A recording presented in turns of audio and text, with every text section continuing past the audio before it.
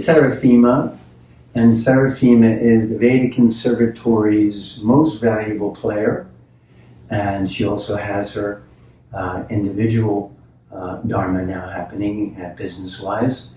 And what's that called? Conscious body language? Well, I want to talk about Vedic Conservatory then. So, because Mukti is always coming in the classes and talking about Vedic Conservatory from his perspective, I can talk or share what Vedic Conservatory is for me, or for others who is sharing what they got in the classes from it. This is going to be interesting. Well, why not? Because every single person is getting whatever they want to get from the course. Usually people come to receive some CECs if they're massage therapist, or to improve their skills and techniques if they're yoga teachers, to properly stretch in a good way people that they touch. But when they got to the class, the Vedic Conservatory is bringing more than techniques or more than just a regular touch. It's coming down on you with an interesting perspective of different lifestyle. The people started to communicate much better with each other because of this art. So during 3-day classes, they got changed. It's not about passive yoga or even ancient knowledge of Ayurvedic. So I've heard you mention this a number of times, and I'm really interested in this change that you're talking about. Because I know even 12 years ago when you saw it happen, one of the first things you said when you came out of class was people cannot remain the same now after these classes. You can't, because something in you shifted all the time. What is that? But that's the thing, it's something, what happened with people in their own individual life. It cannot be just regular with everybody, at the same time. So for example, they can't go back to who they were. No, they can't. Something is changed in a good way of people started to think what the Dharma is, the path, the Tao, the way where they're going. We're born not just for economics reason. We were born not for just, create families or something. We were born to do something very good on earth to each other. And how to love, how to take care of each other, how to understand, how to be human firstly. Because to be a human is one of the hardest things ever. Is it a comfortable change that they're going through, or is it? No. Some people become very happy for a while, and after that they realize that, if I want to be happy, I really have to proceed with the work on myself. So I have to work on myself to be happy and to find my own path. And would you say the energy that triggered that is that? It's just a touch. Just a touch. Just a touch of just a person who is working on you.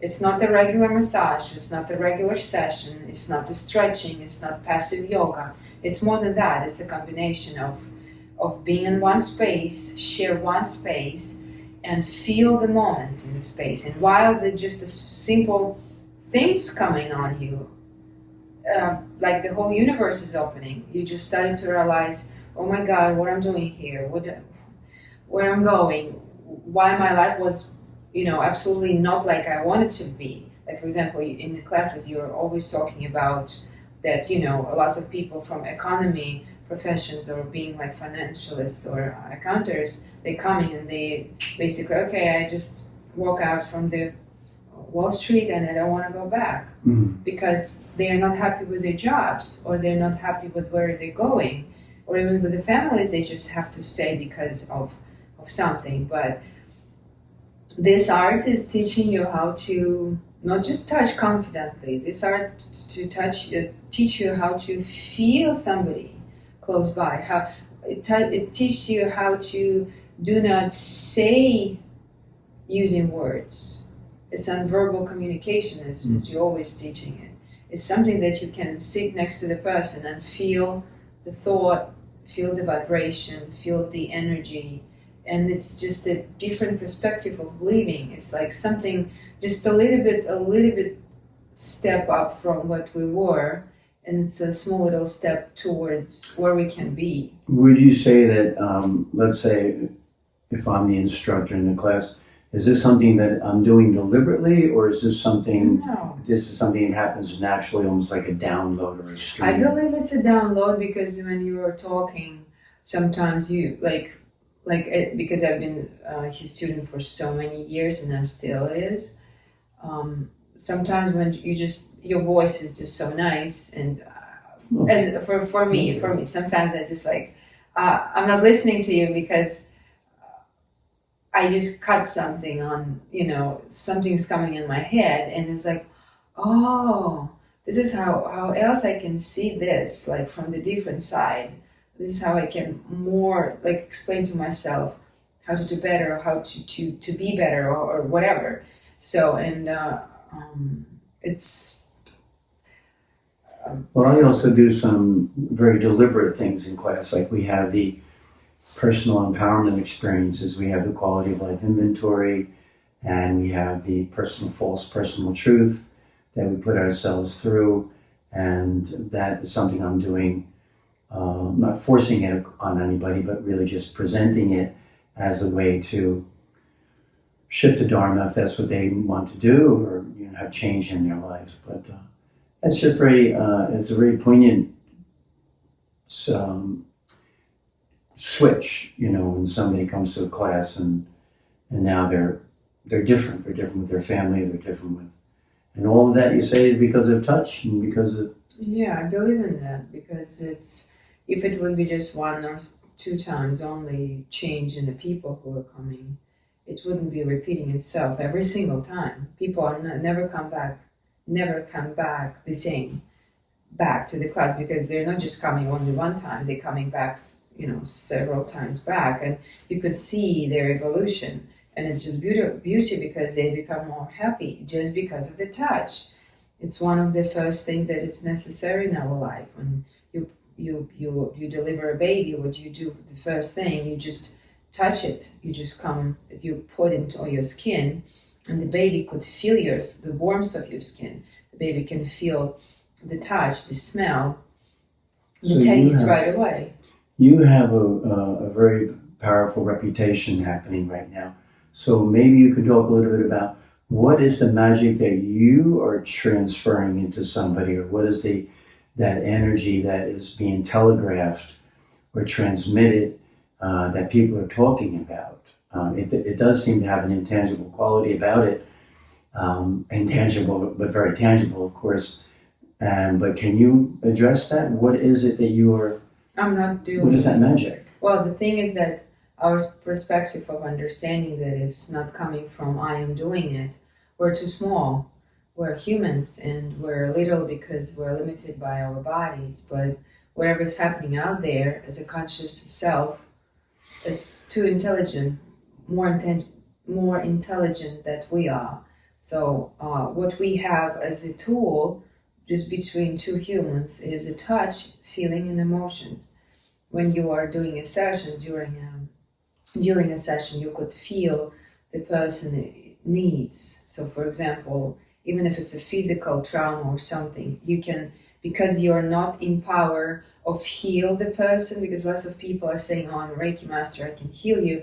So firstly, it's a very, very good question of, do I have rights to do that? Because some people are processing, let's call it stuff, but they have to deal with and process till the end. We are not empowered to heal them, but we can give them the space where they can realize how to heal themselves in a certain way, because whatever happened with them, it happened on the purpose of their purpose to grow. So we are just creating a space for the person to understand that, to be in the moment, to be with their trauma and heal it.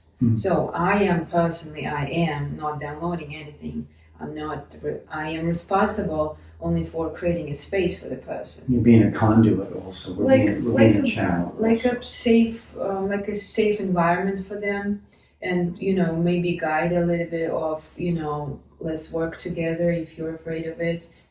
Let's look up on your fears inside of your body, because all our physical traumas are coming from not something happened with us. It happens because we didn't want to do that, or we didn't want to process something, or we don't want to realize something. So the physical traumas on us is from our emotional body or feelings. What is your most difficult challenge during a private session? I never had challenges.